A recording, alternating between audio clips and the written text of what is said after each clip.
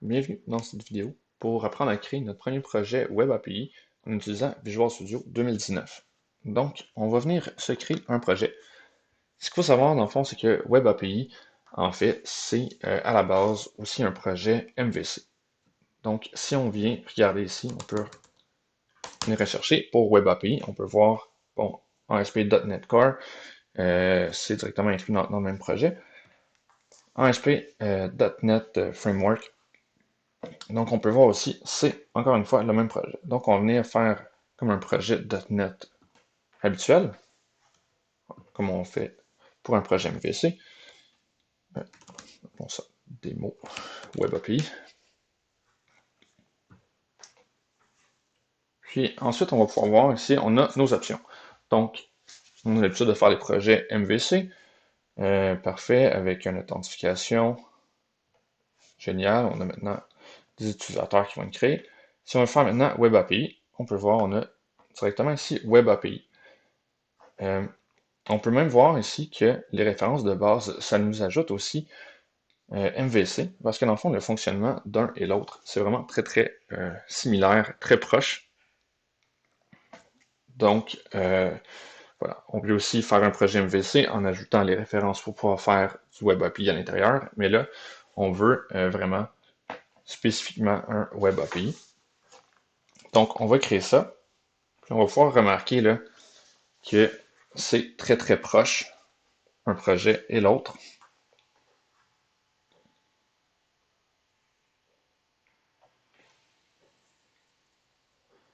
Alors voilà, on peut remarquer que la structure de base entre un projet Web API et un projet MVC, pratiquement la même chose. Si on vient voir nos contrôleurs maintenant, on a ça ici.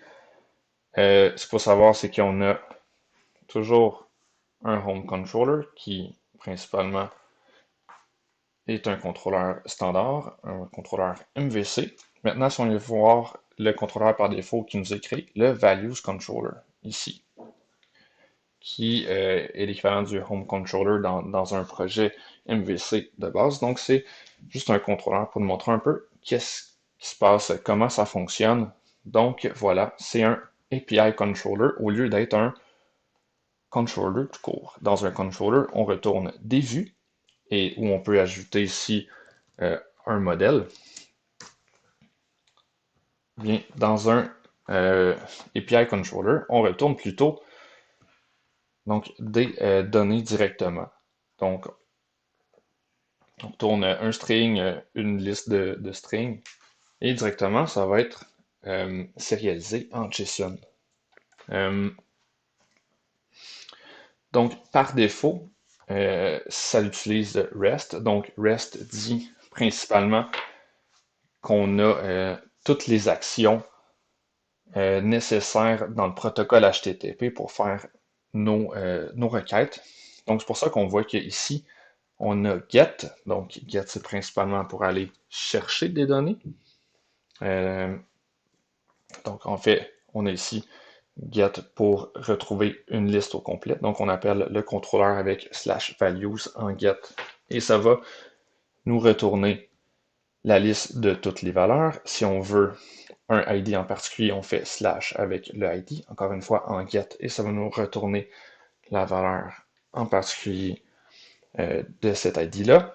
Donc, pour le post, c'est pour modifier une valeur. Non, pas vrai. Je me trompe. C'est pour ajouter une nouvelle valeur. On a, avec le protocole le put maintenant, donc on connaît bien le get et le post, c'est ceux qu'on utilise couramment. Euh, on a le protocole put qui va nous permettre de modifier une valeur et le protocole delete qui, bien sûr, va nous permettre de déliter une valeur. Donc, on voit ici les URL. Okay, on voit que les mêmes URL reviennent. Donc, comme ici, le get, c'est /API, /values, /5. C'est la même chose pour ici en put et en delete. Ce qui va changer, c'est le protocole HTTP qu'on va utiliser pour faire l'appel. Bon, ceci étant dit, il y a plusieurs problèmes qui peuvent survenir avec ici le put et le delete. Donc, c'est pour ça qu'on va souvent utiliser plutôt, ici on va lui dire, n'utilise pas le put, mais fais plutôt un HTTP post. Donc voilà, on va faire ça en post, puis ça va changer un peu l'URL. Okay, on va voir comment un petit peu plus tard, mais si on fait juste garder ça comme ça pour l'instant, et on va faire play, regarder un peu qu'est-ce que ça nous donne. Donc, qu'est-ce qu'il y a de vraiment magique en fait avec Web API? Bien, c'est que la documentation de notre API est générée automatiquement. Donc, ça va être vraiment intéressant. Puis, on va pouvoir voir comment appeler nos méthodes, comment appeler donc notre API. Puis aussi, les modifications qu'on fait, comme là, avoir ajouté un HTTP post, qu'est-ce que ça change au niveau de l'appel? Donc, on vient ici, on a notre Home Controller et on a une section directement ici, API, qui est la documentation qui est générée automatiquement par Web API. Donc, ça, c'est vraiment la partie qui est magique, super intéressante. Donc, comme qu'on a mis des utilisateurs ici, c'est toutes nos méthodes disponibles de notre Account Controller.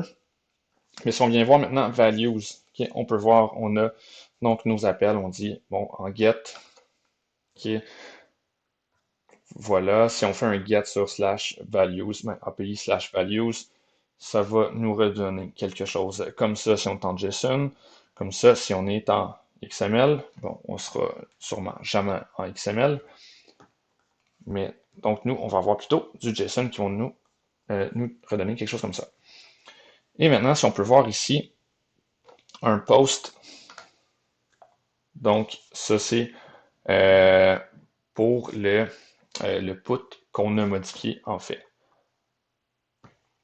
Ça va être possible aussi là, donc de venir changer le routage pour avoir des noms d'actions différents. Donc ce sera dans une prochaine vidéo. Sinon, c'est ça pour... Pardon. Ça va ressembler à ça pour un projet de base en Web API.